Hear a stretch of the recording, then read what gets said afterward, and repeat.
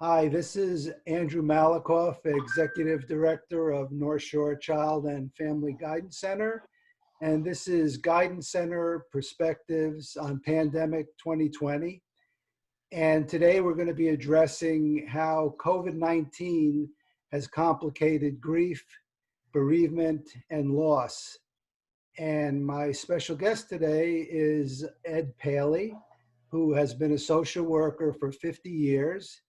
He actually worked at the Guidance Center from the mid-1980s to 90s and implemented and coordinated a family bereavement program.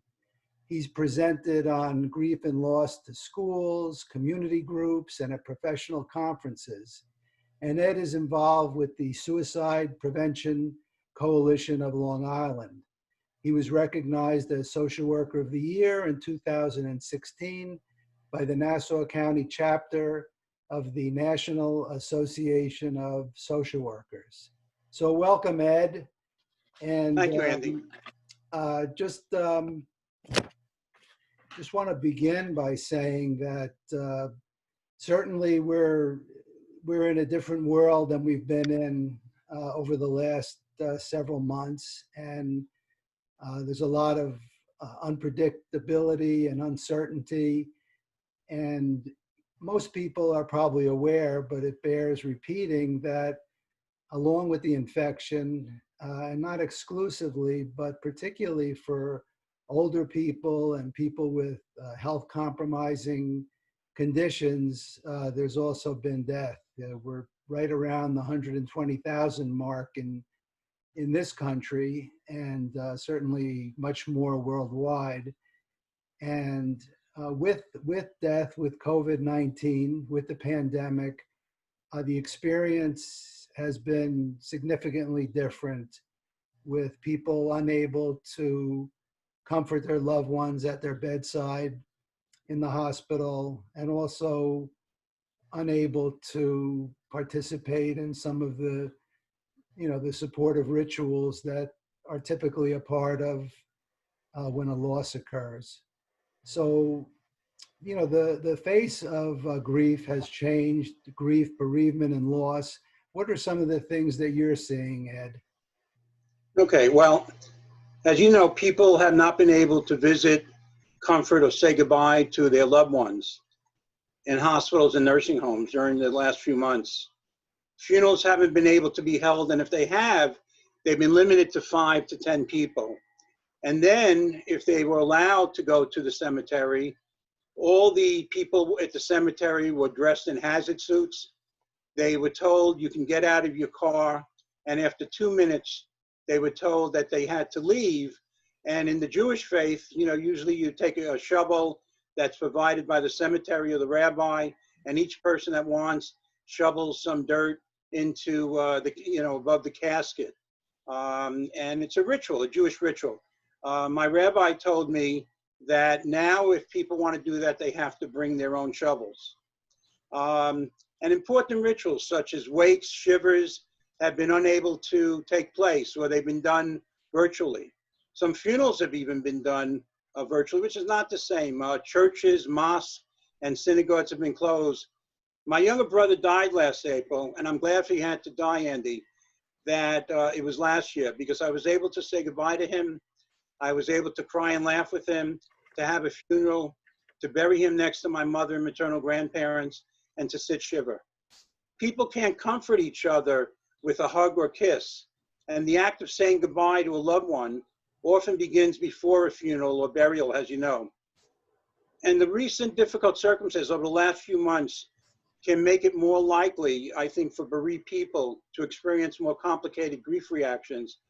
And I feel that all of us clinicians need to be prepared over the next few months, if not years, that we're going to be dealing with children and parents and others that are going to face the possibility of having complicated grief issues. So what do you suggest that families can do when the usual rituals of loss, as you've described them, are no longer available out of the real and dire concern for health and safety during this pandemic? I think the hardest thing, if not the hardest, that we do in our lifetime is the act of grieving and mourning. And during the COVID-19, people are stuck at home, quarantined. And in the past, people are off to work and other things, school. I think if one thing that people that experience the death of a loved one, that they can take time to sit down as a family and to grieve as a family. And grief needs to be acknowledged for all of us that are experiencing a loss as we move through this COVID-19 crisis. David Kessler, who's a well-known expert on grief and loss, has written about the importance of acknowledging our feelings of grief and loss to help us move past them to find meaning. And finding meaning, he says, quote, helps us to arrive on the other side of loss with hope. I believe and have helped each family members in the past to play a song that reminds them of their loved ones and discuss why they chose a song. And you could do this with children, with the elderly, with parents. Create a memory box for the deceased, of the deceased. You could put in photos, poems, artwork, a letter to the deceased. And what I would like to share with you is a letter that was, I don't know where the letter is. Here it is. A letter that was written from a 10-year-old girl to her grandma after she died. And she wrote this herself. She's a very bright, articulate young lady. And I asked her permission to share it this morning. A very loving woman who we remember forever. Dear Grandma, I miss you so much. I hope to see you. I hope to see you one last time, but in loving memory of you, I write this letter because we all remember you in a loving way forever, for generations to come. Your loving, kind, and generous spirit will be imitated and remembered forever. Love. And it's signed by the young lady. I think that those kind of things can be very helpful. And then I've recommended that people can plant a tree in their backyard, or they could arrange to go to a Clark garden or another garden and ask permission and don't make a donation and plant a tree in memory of their loved one, and then get a plaque with their loved one's name and put it on, put something they stood for, and the date of birth and the date of death. These are all rituals that we can do before the crisis that has taken place, but especially now at this time. Rituals are very important to help people to deal with grief.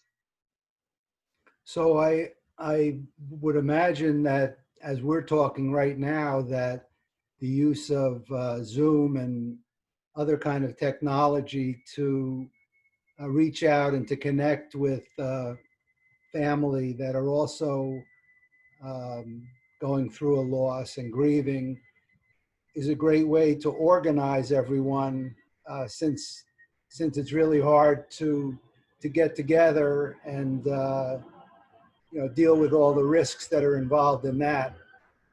Yeah, Zoom technology and other platforms have just been invaluable. And thank God we have modern technology, because it's really allowed people during this time to connect. Like I said, I've spoken to a few funeral directors, and my rabbi and a priest recently, and they have done some virtual funerals.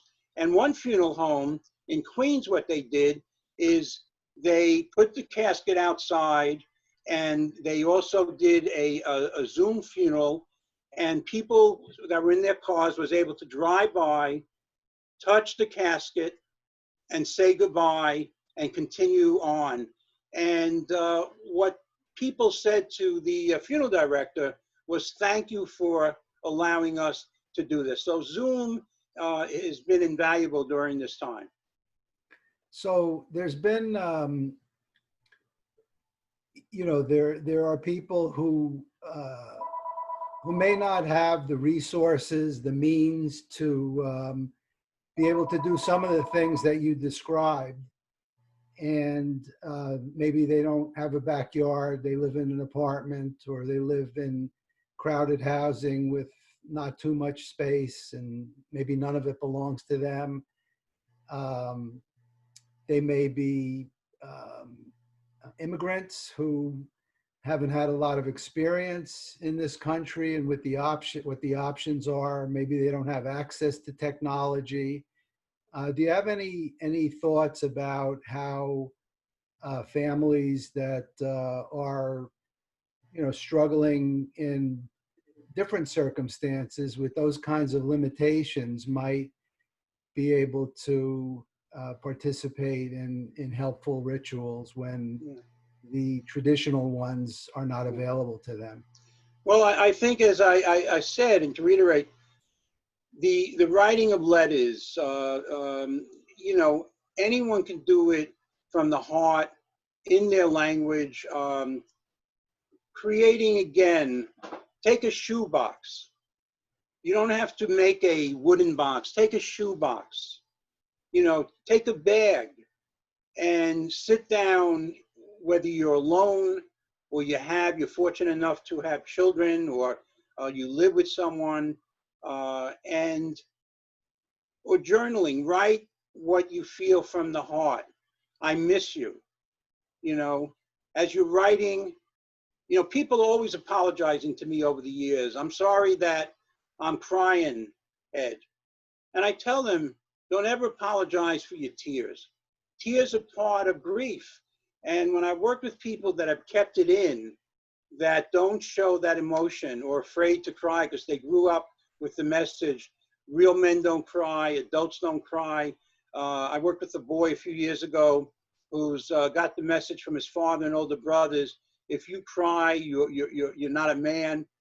And I think that I've seen people that don't express their grief, that they have the potential to wind up with both physical and emotional problems. Yeah, I wonder if you have any thoughts now. The general listening public might not be aware of terms like this, but there are terms that represent a special kind of grief, complicated grief and traumatic grief, which are a little different, but they're associated with situations in which the grieving is not only dealing with the loss, but also the circumstances around the loss, which may be traumatic, unexpected, unpredictable. And so there's more than just grieving for your loved one who's no longer here, which is a difficult enough experience for anyone to have to go through. And then there's this added part of the pandemic and what it's done, and how people have had to adapt to the unpredictability and uncertainty of it. Yes. Well, this COVID-19 pandemic is, no one expected their loved one to wind up in a hospital, possibly. Their loved ones that's in nursing homes, or people that were taken out of the house and went to the hospital, and then the family being told, you can't come and visit. Thank God for the nurses and social workers and doctors, and thank God again for modern technology with the iPads and the phones, where people possibly before they were put on a ventilator or in a medically induced coma, they've been able to speak to their loved ones. But this is where it leads to complicated and can cause trauma. And so what is complicated grief? There's no timetable when it comes to grief. People that lose a loved one to suicide, to murder, are at risk for complicated grief. The death of a child.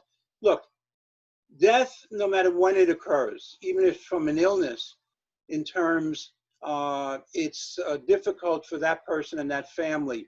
Elizabeth Kluber-Ross, spoke about the 5 stages. When someone is in a hospital and they have a cancer diagnosis, you hope that you can get to say goodbye to them. Like I mentioned with my brother, I was able to go numerous times to the hospital and then to Calvary Hospital in the Bronx and say goodbye to him and cry and ask him his wishes.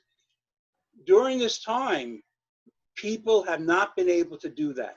And that only adds to the grief process, people feeling guilty. I should have, I could have. And so it's important, I tell people, to take care of themselves, and that grief has no timetable. Children and adults will work this through at their own pace, and people, clinicians need to be, whether they have my training or not, they need to understand that it's not, within 6 months or a year. Usually within a year to 2 years, people reinvest in life. There's always an opening in the heart, but they learn how to laugh again. The pain lessens. But if not, then they're at risk where they stop going to work, they stop eating. Those are people that are at risk for complicated and grief, and need to probably have the help of support organizations or mental health agencies such as North Shore Child or some other means. Yeah, so I think maybe in reading between the lines that some of what people, and maybe if we were to focus on children and teenagers, might experience when a grandparent or a parent or an aunt or an uncle or someone dies in the hospital, someone they're very close to that they can't see, then they're subject to a kind of a tyranny of imagination. Yes. You don't know what's happening with them. You don't know how alone they feel and if they're in any kind of pain. And so that, the imagined circumstances become tyrannical in that they can haunt you, and you need to find a way or to get the kind of support and help to work through that. Yes, Alan Wellfeld, who's a psychologist and a bereavement specialist in Colorado, has said, any child old enough to love is old enough to mourn. And, it depends on the developmental stage. I tell parents and grandparents and guardians, you take your cues from your child. It's important to be honest with children.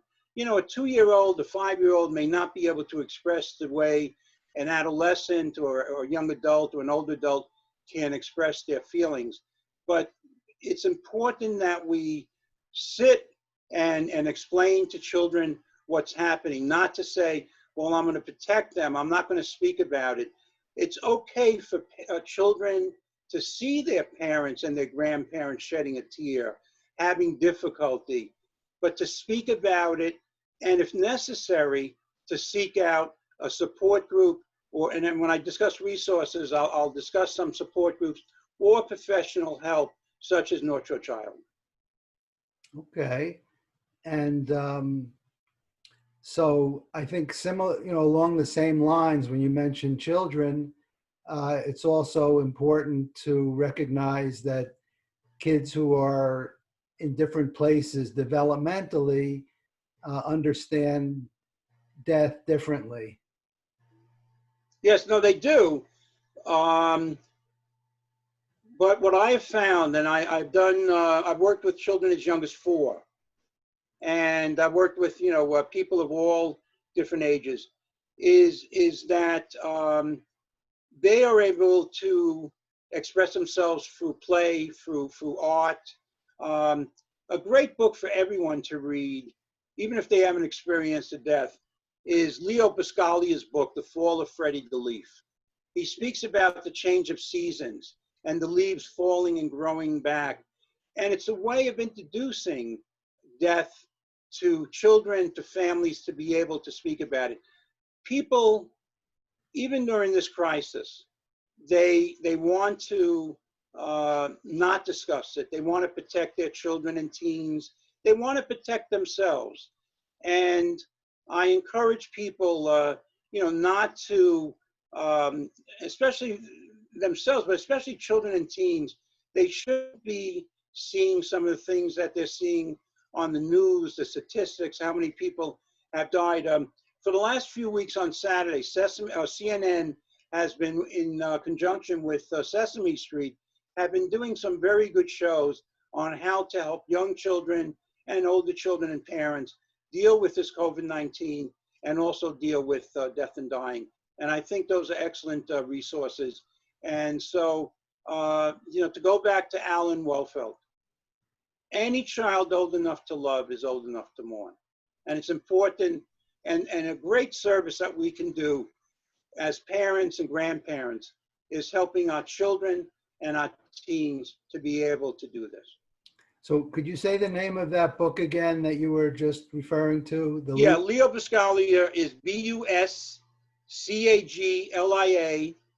and it's The Fall of Freddie the Leaf. So is that a children's book? It's a children's book, but it's a book that could be read by anyone. I have encouraged over the years and I've given it as gifts to parents, to adults, to grandparents, because it really speaks about life. And unfortunately, hopefully it happens later than sooner, but the death of an animal, the death of a fish, death is something that we need to not be afraid of and run from.